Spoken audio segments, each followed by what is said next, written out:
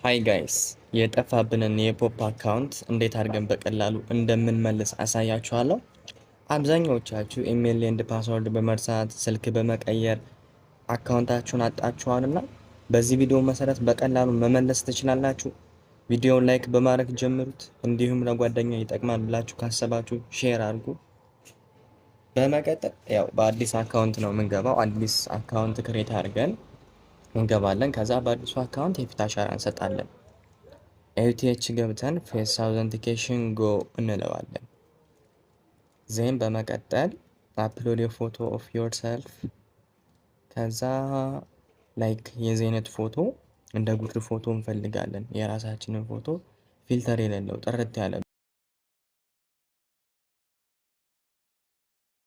ፎቶ እንፈልጋለን። ከዛ በመቀጠል